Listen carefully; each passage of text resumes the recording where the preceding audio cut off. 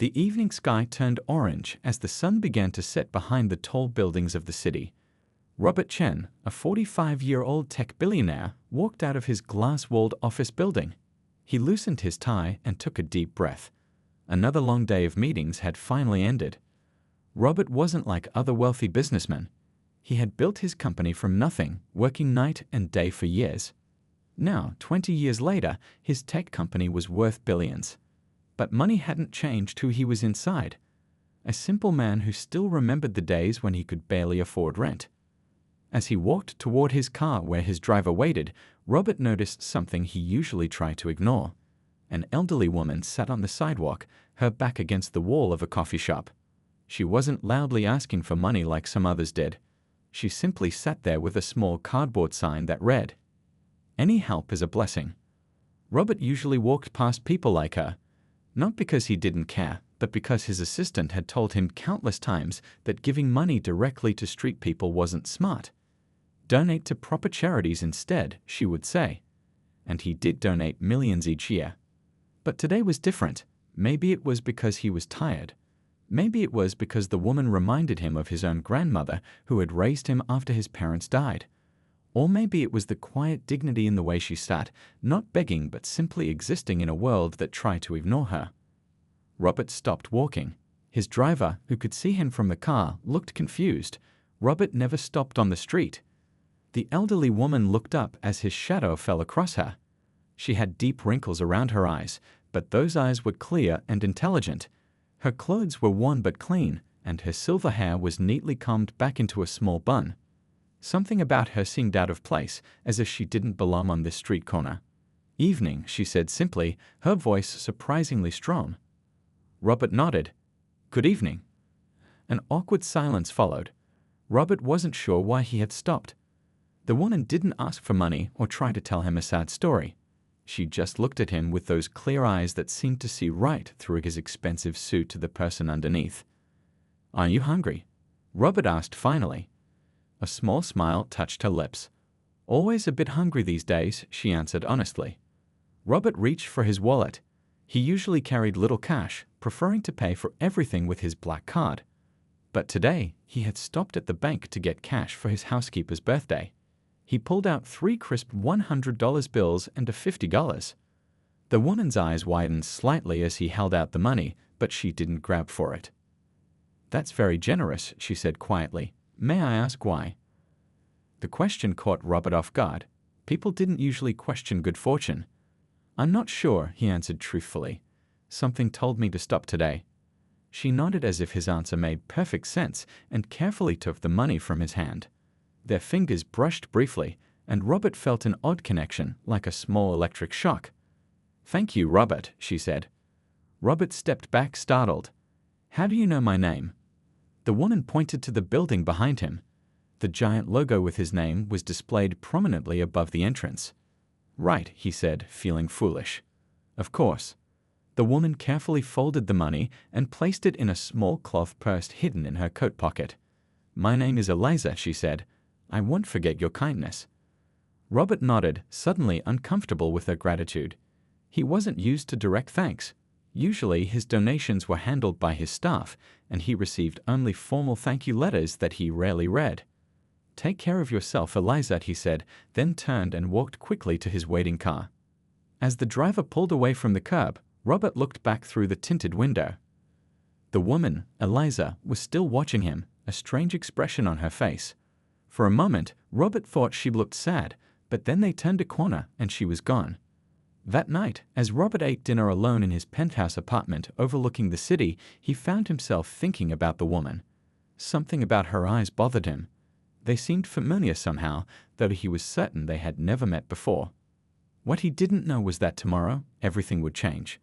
The simple act of giving $350 to a stranger was about to turn his perfectly ordered life upside down in ways he could never imagine. The next morning, Robert woke up earlier than usual. The sun was barely peeking through the clouds as he got dressed in a simple black suit, no tie today. Today wasn't about business. Today was about remembering. 5 years had passed since Lisa died. 5 years since cancer took away the only woman he had ever truly loved. They had met in college when Robert was just a broke student with big dreams, and Lisa was studying to become a doctor. She had believed in him when no one else did. She had stood by him through failed attempts and small victories until his company finally took off. But just when everything was perfect, when they had finally set a wedding date, Lisa got sick.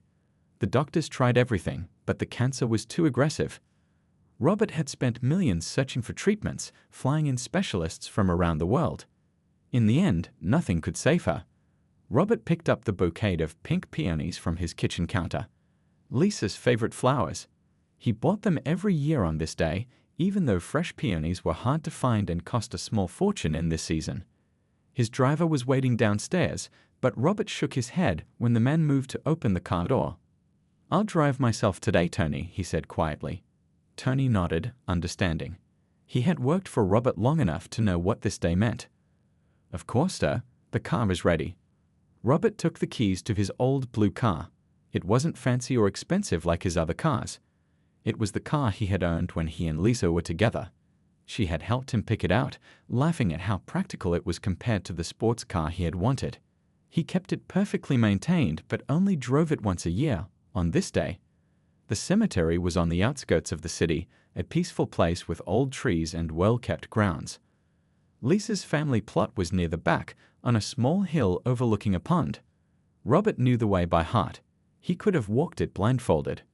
As he drove through the iron gates of the cemetery, a strange feeling came over him. Usually, this place was empty when he visited, especially early in the morning. But today felt different. He couldn't explain why, but as he parked the car and started walking with the flowers in his hand, his heart beat faster than normal. When he turned the corner of the path that led to Lisa's grave, he stopped dead in his tracks. Someone was already there. A woman with silver hair was standing in front of Lisa's headstone, her head bowed. Robert blinked, not believing his eyes. It was Eliza, the woman from yesterday. The woman he had given the money to. What was she doing here? How did she know about Lisa? Was this some kind of trick? Anger flashed through him, hot and sudden. Had she followed him? Was this some kind of scam? Rich people were often targets, but this seemed too cruel, too personal. He walked forward, his footsteps loud on the gravel path. Eliza turned at the sound, and when she saw him, her eyes widened in surprise. Then, to Robert's confusion, they filled with tears. "What are you doing here?" Robert demanded, his voice harsher than he intended. Eliza didn't seem frightened by his anger. She just looked at him with those same clear eyes from yesterday, now swimming with tears. "I didn't know," she whispered.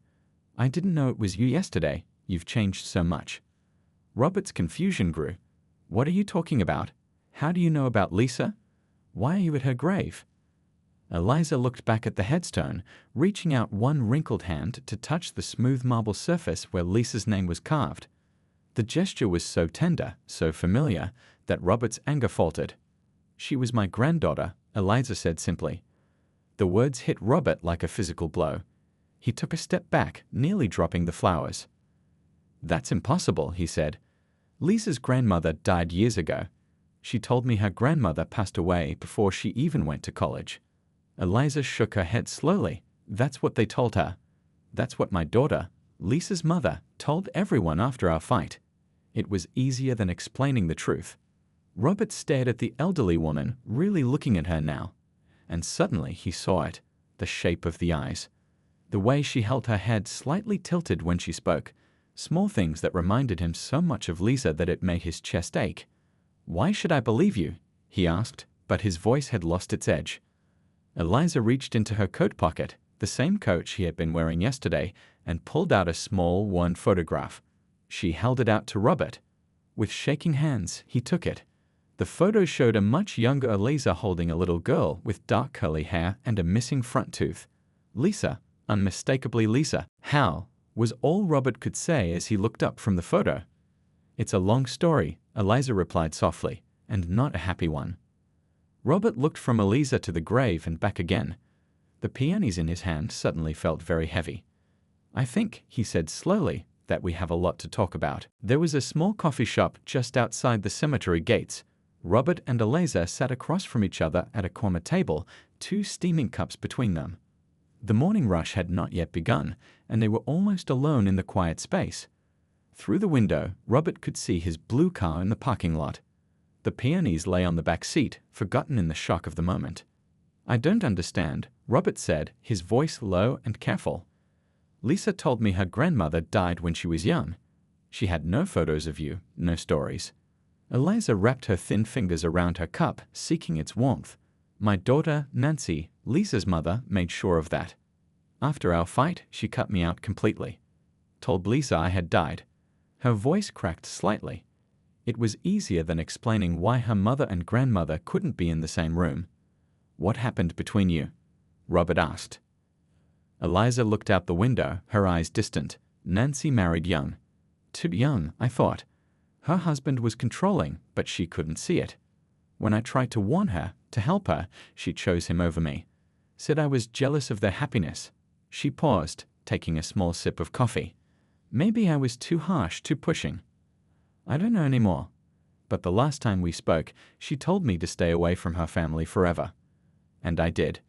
Robert tried to process this information.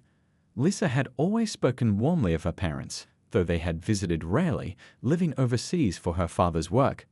They had come back when Lisa got sick, but Robert had been so focused on treatments and doctors that he barely remembered their presence. "But why didn't you try to contact Lisa when she grew up?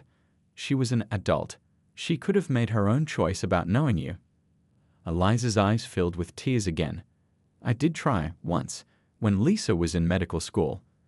I found out where she was studying and went there. I saw her from a distance, walking across campus. She looked so much like her mother at that age." Eliza smiled at the memory. "I followed her to the library, worked up my courage to approach her. But then I heard her talking to a friend about her dead grandmother and how much her mother still missed me. She shook her head. I couldn't do it. Couldn't make her see her mother as a liar. Couldn't risk hurting her, so I left." Robert felt a surge of anger, at Nancy, at the situation, at the years wasted. "Lisa deserved to know you. She would have wanted to know the truth." "Perhaps," Eliza said softly. "We'll never know now." The weight of those words hung between them. All the missed chances, the lost time. "How did you find out about her death?" Robert asked after a moment. "Pure accident. 3 months ago, I was at a free clinic getting my blood pressure checked. There was a memorial plaque on the wall for donors. Lisa's name was there, Dr. Lisa Richards, beloved daughter and fiancée. I asked about her and learned she had died 5 years ago. Cancer." Eliza's voice trembled. "I had been looking in the wrong places all those years. I never knew she had become a doctor, never knew she had gotten sick." Robert remembered the plaque. He had donated a wing to the clinic in Lisa's name after her death. She had volunteered there during medical school. "And yesterday?" he asked. "Was that really just chance?" Eliza nodded. "I've been visiting her grave every day since I found out, usually in the afternoons. Yesterday was the first time I'd been downtown in weeks, trying to find the office of a social worker who might help me with housing. I never expected," she gestured between them. You. I didn't recognize you from the photos in the papers. You look different in person." Robert thought about the $350 he had given her. Such a small amount to him, yet probably more money than Eliza had seen in months. "Where are you staying?" he asked suddenly. Eliza looked down at her coffee cup. "There's a women's shelter on Pine Street. They let me stay there most nights when there's room." The thought of Lisa's grandmother sleeping in a shelter made Robert's chest tight with a mixture of sadness and rage. If he had known, if Lisa had known. "I have questions," Robert said firmly, meeting Eliza's eyes. "Many questions. About Lisa as a child, about your family. Things I never got to ask her, things she never knew to tell me." Eliza nodded, understanding in her clear eyes. "And I have questions too. About her life as an adult, about the years I missed, about," she hesitated, "about how she died, if she suffered." Robert reached across the table and did something he had not done in years. He took a stranger's hand in his own. Except Eliza wasn't really a stranger, was she? She was a connection to Lisa he never knew existed.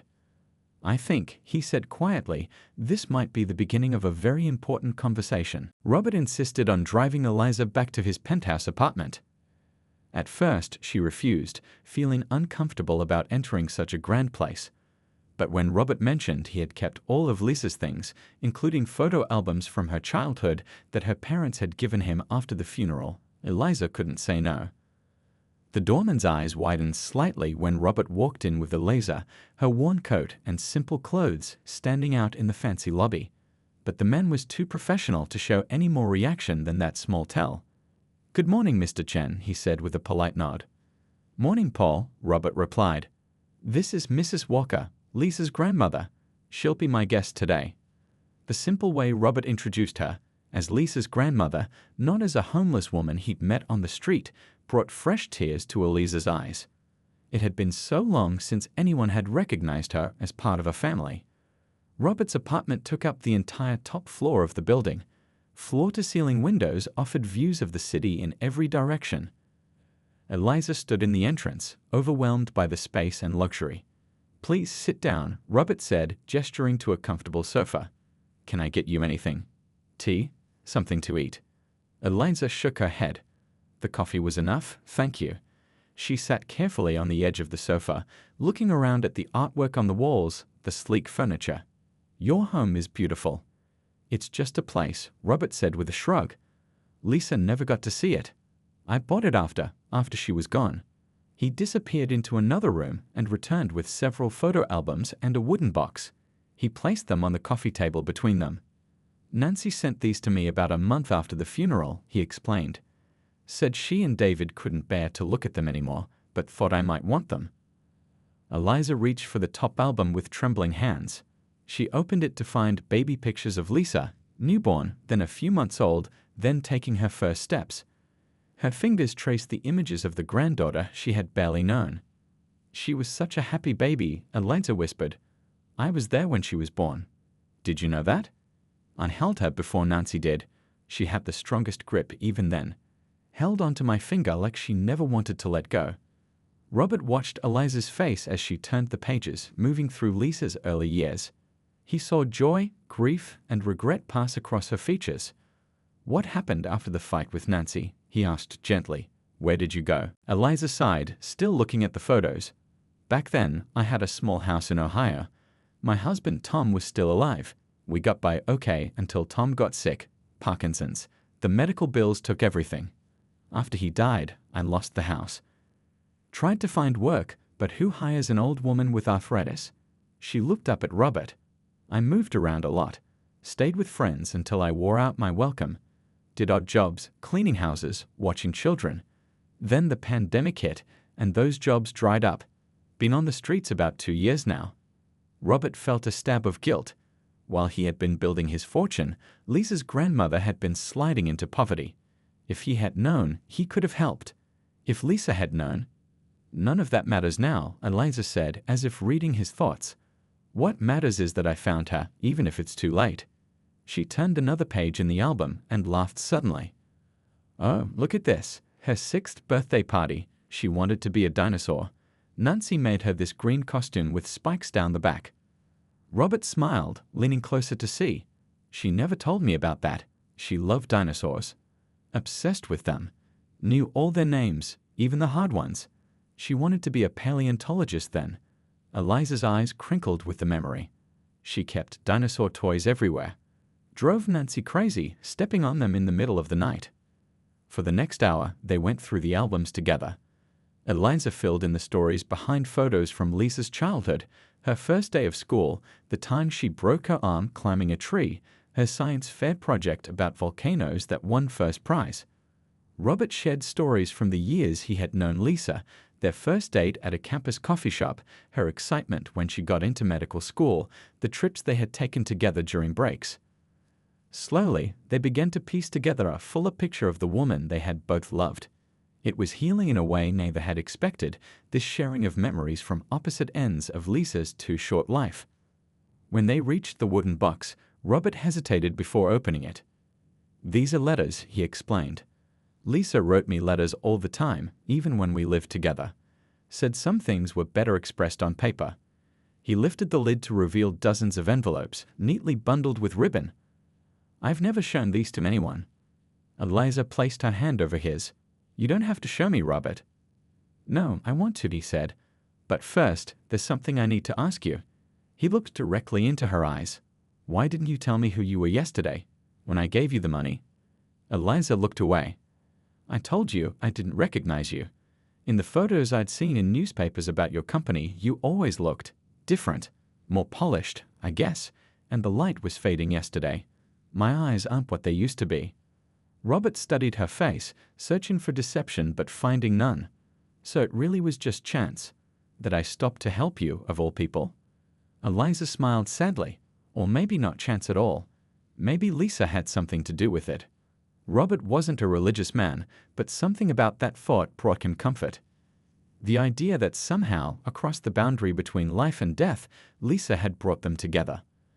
There's one more thing I want to show you, he said, standing up. Something I think Lisa would want you to see. Robert led Eliza down a hallway to a door at the end. He paused with his hand on the doorknob, taking a deep breath as if preparing himself. After Lisa died, I couldn't bear to look at her things, he explained quietly. But I couldn't get rid of them either, so I created this room. He opened the door to reveal what looked like a small office. A wooden desk sat by the window with a comfortable chair. Bookshelves lined one wall, filled with medical textbooks and novels. A lab coat hung on a hook by the door, the name Dr. Lisa Richards embroidered on the pocket. Eliza stepped into the room slowly, her eyes taking in every detail. It wasn't a shrine exactly, more like a pause button had been pressed on Lisa's life. Everything was just as she might have left it. This was her home office, Robert explained. Not here, of course. In our old apartment, but I recreated it exactly. The furniture, the books, everything in the same place. Eliza moved to the desk, her fingers lightly touching the surface. There was a half-finished cup of tea, long since dried up. A notepad with a pen resting on it. A stethoscope coiled like a sleeping snake. I come in here sometimes, Robert admitted, when I need to feel close to her. I know it's probably not healthy keeping things exactly as they were, but you don't need to explain, Eliza said softly. Grief doesn't follow rules. She noticed a shoebox on one of the shelves and pointed to it. What's in there? Robert reached for the box. I'm not sure. I've never opened it. It was in her closet at our apartment. The label just says letters in her handwriting. Eliza and Robert returned to the living room with the shoebox. They sat side by side on the sofa as Robert placed it on the coffee table. For a moment, neither moved to open it. Maybe these are more letters she wrote to you, Eliza suggested. Robert shook his head. I already have all of those. He gestured to the wooden box they had looked at earlier. With gentle hands, Eliza removed the lid of the shoebox.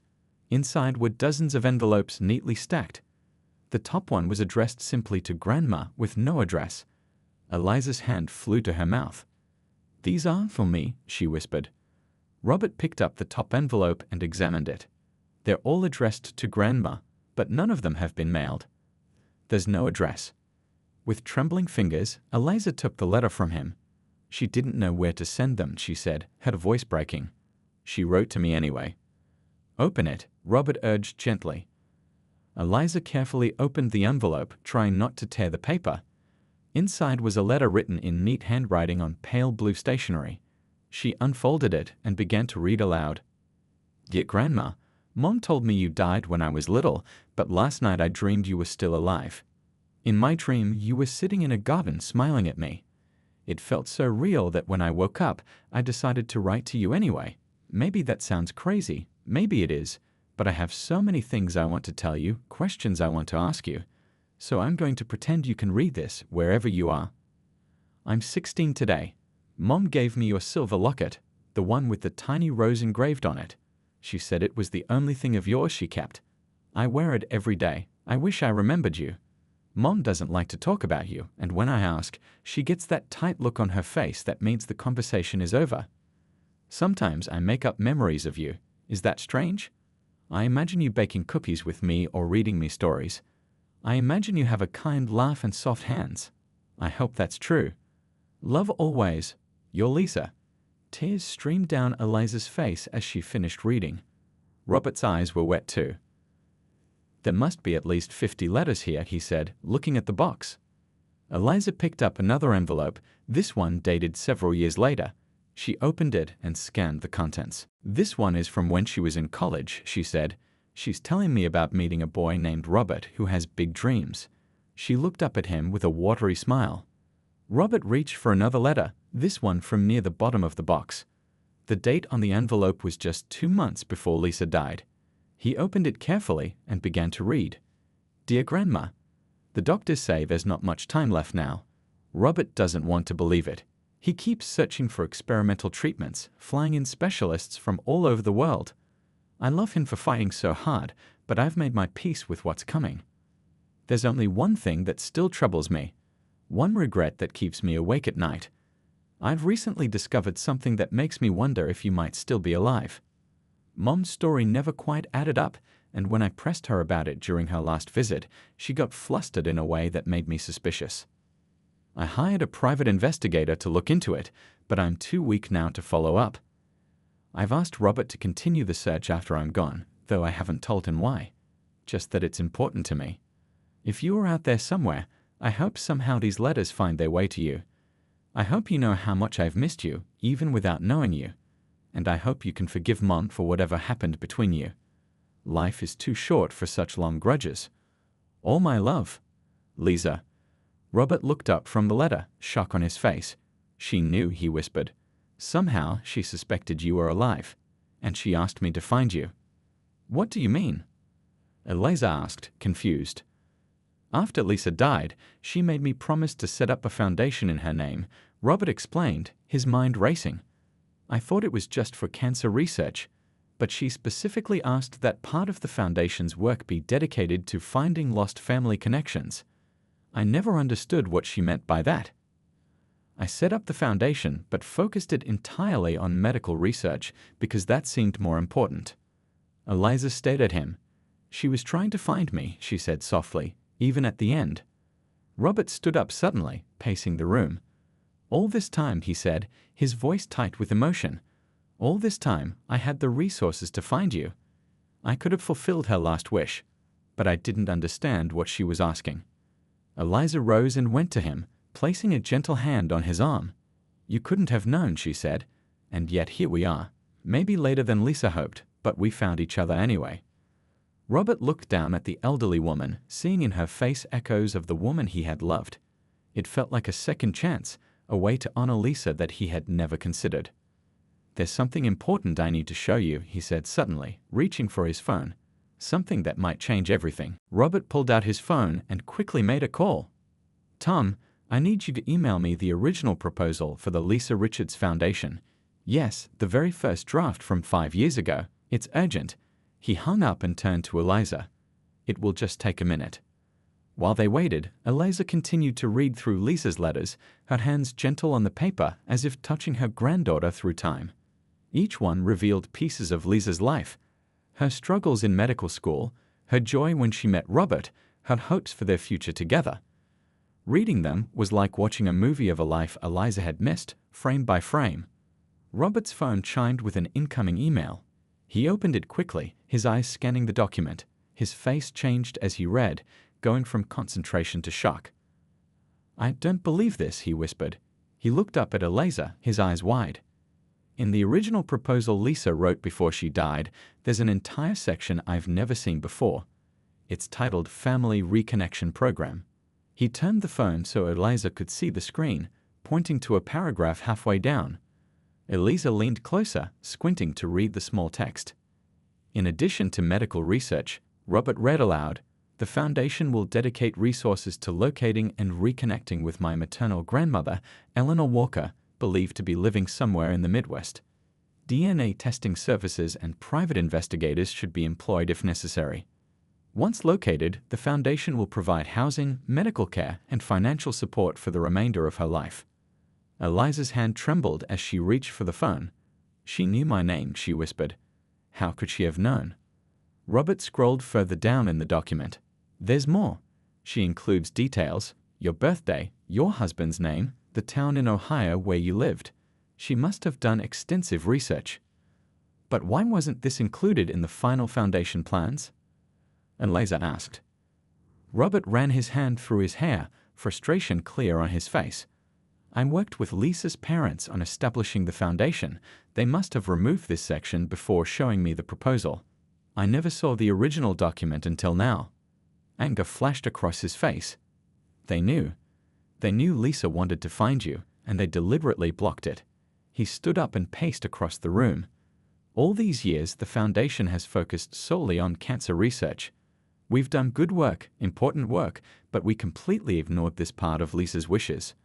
Eliza sat quietly, absorbing this information. Nancy always was stubborn, she said finally. Even as a child, once she made up her mind about something, nothing could change it. This isn't just stubborn, Robert said, his voice hard. This was cruel. To both you and Lisa. Eliza looked down at the letters spread across the coffee table. We can't change the past, Robert. What matters is what we do now. Robert stopped pacing and looked at her, really looked at her. This elderly woman in worn clothes who had endured years of hardship and loneliness, yet still spoke with compassion rather than bitterness. He thought about the $350 he had given her yesterday, such a tiny fraction of his wealth. He thought about Lisa's last wish, ignored for 5 years, while her grandmother slept in shelters. You're right, he said firmly. What matters is what we do now. He sat down beside her, his decision made. I'm going to make this right. The foundation will be restructured to include Lisa's original vision. We'll establish a program to help reconnect families separated by estrangement or circumstance. Eliza placed her hand over his. That would be a wonderful tribute to Lisa. But first, Robert continued, we need to take care of you. The foundation owns an apartment building downtown where we housed visiting researchers. There's a vacant unit on the top floor. It has everything you need. Furniture, appliances, even a small garden on the balcony. I want you to live there. Eliza's eyes widened. I couldn't possibly. Please, Robert interrupted. Not just for you, but for me. For Lisa. She wanted to take care of you. Let me fulfill that wish for her. Tears filled Eliza's eyes. I don't know what to say. Say yes, Robert said simply. Eliza looked down at the letters again, at her granddaughter's handwriting. After a moment she nodded. Yes. Relief washed over Robert's face. Good, that's settled then. He hesitated, then asked, There's something I've been wondering. Yesterday, after I gave you the money, what did you plan to do with it? A small smile touched Eliza's lips. I was going to buy flowers for Lisa's grave. Pink peonies, if I could find them. I've been leaving wildflowers I pick from the park, but I wanted to leave something special on the anniversary. Robert's throat tightened with emotion. He had been carrying those same flowers when he found Eliza at the cemetery that morning. We think alike, he said softly. Eliza picked up another letter from the box, this one from Lisa's college years. In this one, she writes about a professor who told her class that there are no true coincidences in life. That seemingly random events are actually part of a larger pattern we just can't see. She looked up at Robert. I never believed that before, but now it's hard not to wonder. Robert finished for her. He glanced at his watch. It's getting late. Let me drive you to the shelter so you can collect your things, and then we'll go to your new home. As they stood to leave, Eliza carefully gathered the letters, placing them back in the shoebox. May I take these with me? She asked. Of course, Robert said. They were meant for you. As Eliza held the box of letters against her chest, a strange expression crossed her face. There's one thing I don't understand, she said. If Nancy removed the section about finding me from the foundation proposal, how did Lisa know my married name was Walker?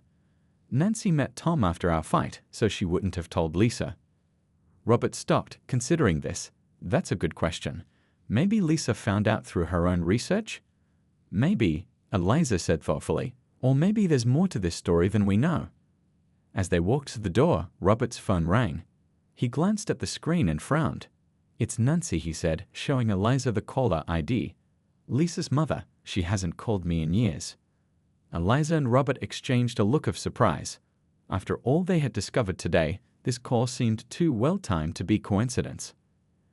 I think, Robert said slowly, we're about to learn the final piece of this puzzle. Robert stared at his phone, Nancy's name flashing on the screen. With a deep breath, he answered, putting it on speaker so Eliza could hear. Nancy, he said, his voice carefully neutral. This is unexpected. There was a pause on the other end. Robert, Nancy's voice sounded older than he remembered, strained with emotion. I've been trying to reach you for days. Your office keeps saying you're unavailable. Robert glanced at Eliza, whose face had gone pale at the sound of her daughter's voice. Today's the anniversary, he said simply. I always take the day off. Yes, I know, Nancy replied. That's partly why I'm calling. I have something important to tell you. Something about Lisa that you don't know. Could we meet? Robert's jaw tightened. Actually, Nancy, I've just discovered quite a lot about Lisa that I didn't know, including the original foundation proposal with the section about finding her grandmother, Eliza Walker, that you removed before showing it to me. The silence on the other end stretched for several seconds. When Nancy spoke again, her voice trembled. You found the original document. I see. Not only that, Robert continued, his anger building. I found Eliza herself. Another long pause. What do you mean? Nancy asked, her voice barely above a whisper. She's here with me now, Nancy. Your mother is sitting right next to me. The sound of a sharp intake of breath came through the phone. That's impossible, Nancy stammered. We've been looking for her for years. Robert and Eliza exchanged confused looks. What do you mean, you've been looking for her? Robert demanded. After Lisa died, Nancy said, her voice breaking, we found her research. She had hired investigators to look for Mom. When we realized what Lisa had been trying to do, we continued the search. Quietly. We didn't tell you because... She trailed off. Because you were ashamed, Eliza said suddenly, speaking for the first time. Ashamed of what you'd done. Mom? Nancy's voice cracked on the word. Is that really you? Yes, Nancy, Eliza said softly. It's me. The sound of muffled sobbing came through the speaker. Robert and Eliza waited, giving Nancy time to compose herself. I've spent 5 years trying to find you, Nancy said finally. To make things right. To tell you how sorry I am. She took a shaky breath. When Lisa was dying, she told me she knew I had lied about you. She made me promise to find you and make amends. It was her last request. Robert felt the anger drain from him, replaced by confusion. But you removed that section from the foundation proposal, he said. No, Nancy corrected him. We created a separate foundation. The Eliza Walker Search Project. David and I have been running it privately, hiring investigators all over the country. We followed dozens of leads, all dead ends. Until now. Eliza's hand covered her mouth. You've been looking for me all this time. Yes, Nancy said. We've spent every spare moment searching. That's actually why I'm calling Robert today. We finally got a promising lead in the city, and I wanted to see if you'd help us follow up on it. I never imagined you'd already found her. Her voice broke again. How is this possible? How did you find each other? Robert looked at Eliza, a smile slowly spreading across his face. I gave her $350 on the street yesterday. Then this morning, I found her at Lisa's grave. $350? Nancy repeated. Why that specific amount? Robert shrugged. It was what I had in my wallet. I'm not sure why I stopped to help her. Something about her eyes reminded me of someone, though I didn't realize who at the time.